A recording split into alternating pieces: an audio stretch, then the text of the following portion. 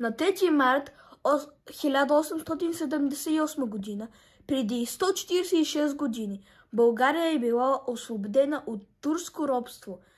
Близо 500 години българският народ бил под властта на турския султан.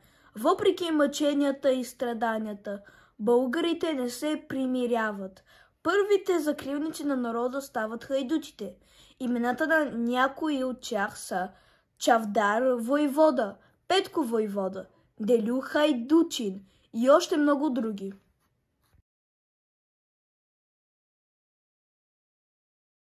Жаждата за свобода е голяма. През годините на робство избухват много бунтове и въстания. Най-голямото е Априлското въстание от 1876 година.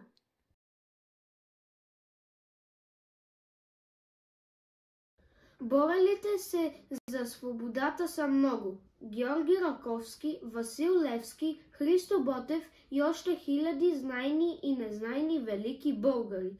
През пролетта на 1877 година Русия започва война с Османската империя.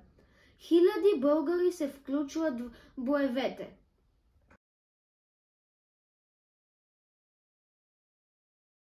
Битки се водят край град Плевен, Стара Загора и на връх Шипка. След спасяването на Шипка руските войски превземат Плевен, София, Пловдив и други големи български градове.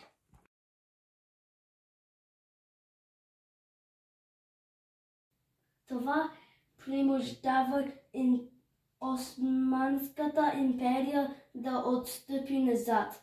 Така на 3 март 1878 година е подписан мирен договор, който слага край на османското робство.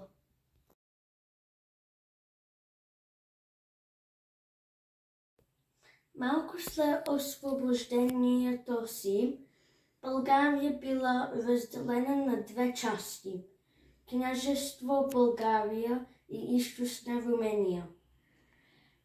Първите свободни българи живеели в Княжество България, което било между река Дунав и Стара планина.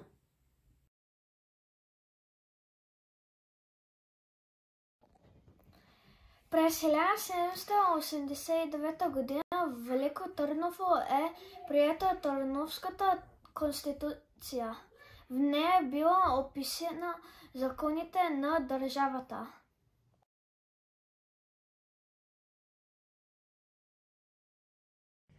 Първият български княз се казвал Александър Батенберг I.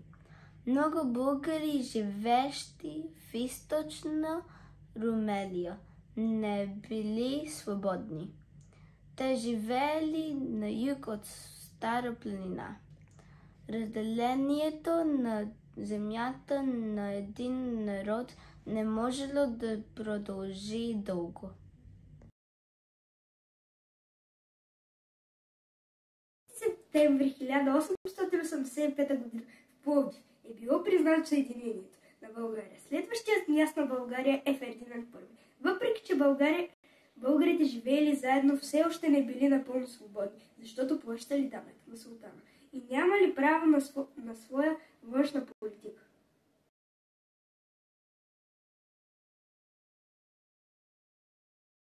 На 22 септември 1908 г.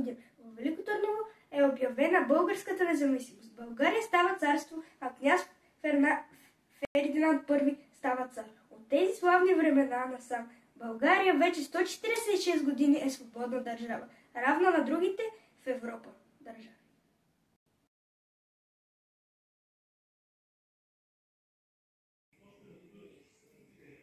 Затова днес 3 март е празник за България и всички българи по света, защото тази дата започва свободата на един народ, на нашия велик български народ.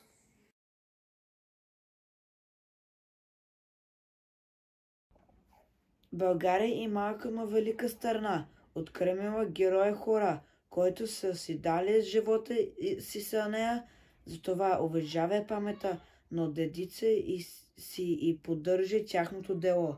Честити 3 марта!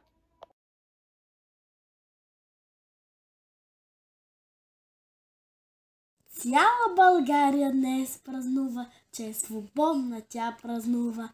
Нека се гордеем, че сме българи и да се радваме за нашата красива родина. Честит национален празник!